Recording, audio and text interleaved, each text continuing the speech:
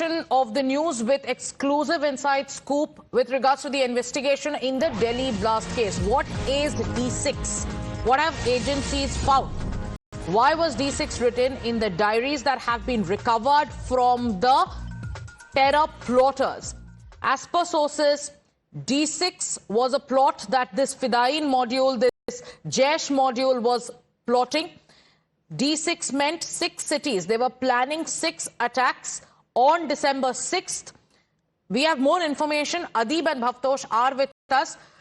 And there is a mention of handlers also in that diary. Adib, decode the D6 plot. What have agencies told you?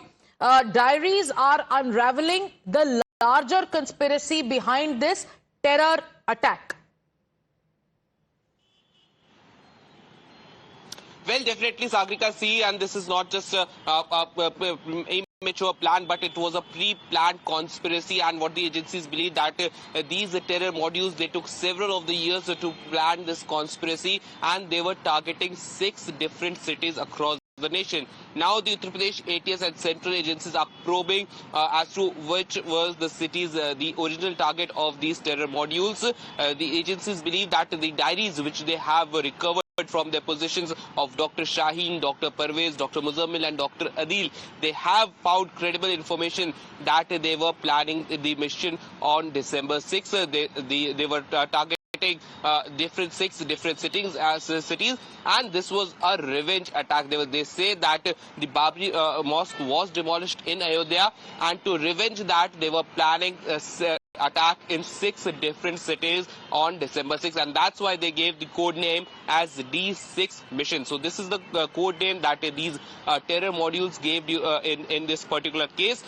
But due to the security forces and the Jammu and Kashmir police, they acted swiftly. They intercepted their plan, and most of these terror modules, they were apprehended, they were arrested, and due to that they had to carry out blast in Delhi. The initial plan was to carry out the blast on December 6th in 6 different cities, but all this was averted by the security forces. And now the details, that revelations that have come from the diaries during the course of investigation that the multiple agencies are doing out, now this has come to fore that these terror modules, they were planning bigger attacks in 6 different cities. Now, and the focus is also, Adib, on the role of handlers in Pakistan.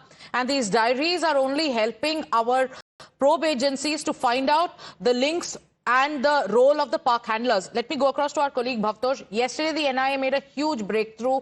The NIA released a statement, spoke about what they found out in their investigation so far. One arrest has been made, Bhavtosh. Now we know that there was a mission codenamed D6. And D6, as per our sources, mean that on the 6th of December, this module from Faridabad to Kashmir to Delhi, this module was plotting attacks in 6 cities across the country. What has the NIA told you? Well, Sagrika, what has happened so far is that the investigation has now started in the right earnest, and NIA yesterday arrested the first accused in this case as far as the Red Fort attack is concerned. They have arrested him on the charges that he had purchased the car that was used outside the Red Fort, which unfortunately caused the death of at least 13 individuals. Now, NIA importantly had said that the car was used as an improvised explosive device, a vehicle-borne explosive device. And they have also importantly said that Umar was a suicide bomber.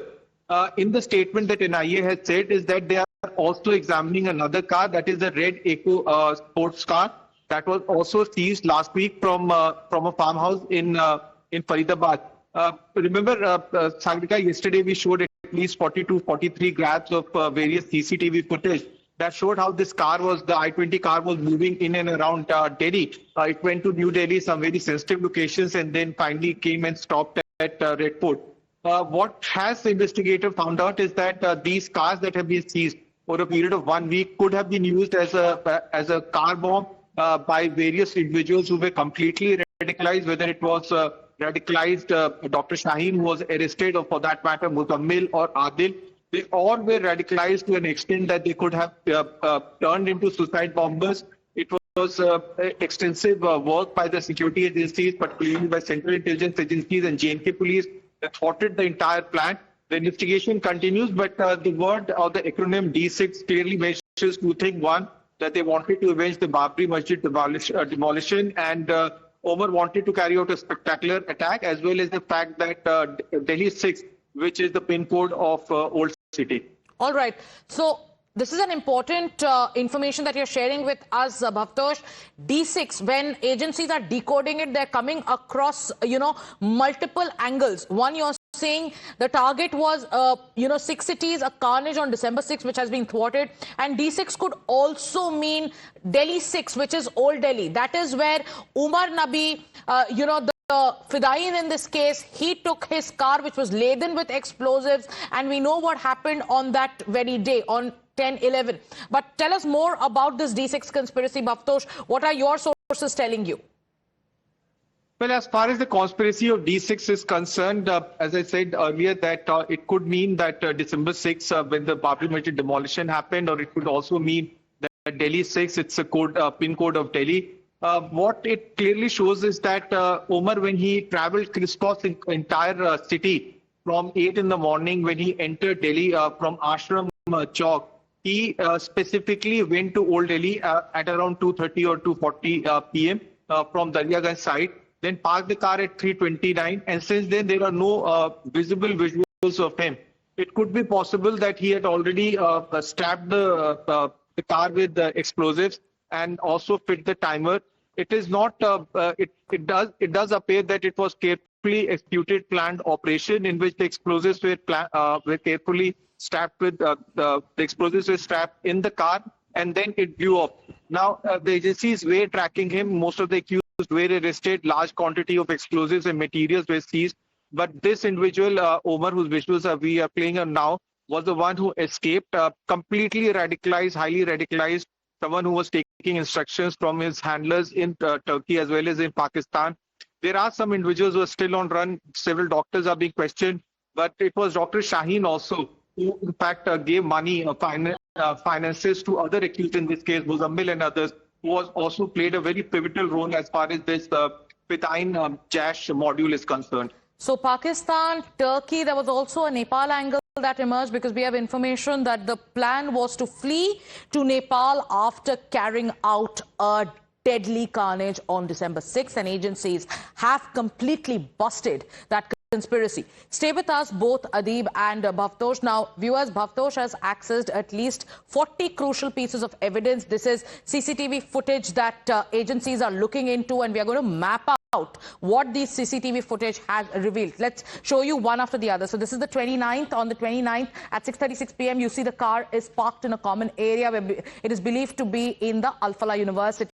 Then let's tell you about what happens next. This is the footprint of the Fidain with multiple pictures. We're plotting this out. At 8:18 that night itself, the I-20 then shifted to the hostel parking, which was in Al-Falah. Then on the 30th, which is the next day, at 7:31 a.m, the car moved back to the common area. So we've seen multiple CCTV grabs of where the car was placed. Then there was a mechanic and another man who was seen on CCTV. Their role is also being probed. This happens on the next day. On the 30th, we're getting to know that this is the I-20 that was used in the Delhi blast that leaves the Al-Falah campus. Then we're showing you how, this car moved. After that, we get to know 9 days later, that is on the 9th of November, at 11:43, the car was seen at a toll plaza. Then the next day on the 10th at 12:46, it kept moving. It was spotted again on the Delhi-Mumbai Expressway. We told you about how the car kept moving before it reached the Red Fort area. This happens on the, then at 3:07, the car was parked near the Manesar Palwal Road. So these are multiple CCTV grabs that we've accessed, that Bhavtosh has accessed, at least 40 of them, piecing together the route that was taken by the Fidain. Again, at 6:42, the I-20 was still kept at one area here near Delhi. Then at 8 in the morning, it enters Badarpur. That was the footage. That's when you see the person. He's in a black color mask. Then we are showing you another CCTV grab from the very same day at 8:31. This is at the Ashram Chowk. The car is spotted here. So we also have information that the car moved from one area to another in the national capital. Then again at 10:30, at 8:35 a.m, it moved towards the Delhi, Noida and road. This is the car that was the grab that was, and all these pieces of clues. These are clues that agencies are piecing together to give you to get a full sense of where the Fidain went that day. Again, the I-20 was seen at a CNG CNG pump. This happened again on that very day. So this is that footage which shows you how the car kept moving from one place to another. It was again then spotted in the morning itself on the DND Ashram stretch. So here is that footage. Then we are showing you how it came to the Nizamuddin area again in the morning. So all this is happening in the morning. Then it moves towards India Gate. So there was a recce of sorts that was also conducted in busy areas of the capital. This is the India Gate area. We are seeing the car multiple times in the India Gate area. Then it moves to the Shah Jahan Road at around 9:25 a.m. Then it moves towards the Akbar Road. So multiple pieces of CCTV grabs that are being used to show you the footprint of Umar Nabi. Then it moves towards Kartavya Path. So it took rounds in central Delhi multiple times. So from Kartavya Path, we saw how it went to the Suneri Masjid as well. Then again near Tughlaq Road, the car is spotted. This is again near a police station. Here you see how at around 9:40 in the morning, the car is seen once again at the Lodhi Road area. So this is exhaustive evidence collection that has been done by our agencies, and we are putting all of this together. Then it enters CP Outer Circle area again in the afternoon at 2 o'clock. So here, take a look at how the car keeps moving in the central Delhi area. Once again at 2:17 from CP to Ramleela Maidan as well, the car was spotted. Then it was spotted near the Turkman Gate. So in Delhi itself, in central Delhi itself, the car kept moving around multiple areas. The motive was to, recce the place to see what the kind of public activity that's happening. Then it crosses the Daryaganj area. That is the footage that you can see once again. Once again, we'll show you. This is at around 3:28 p.m. when you saw the face clearly. This is Umar Nabi. The CCTV captured him there without the mask. This was the Red Fort area. Then enters the Red Fort parking area, and this is in the evening. The car goes out, and after this, we know what happened. 6:52 was the time when the blast took place.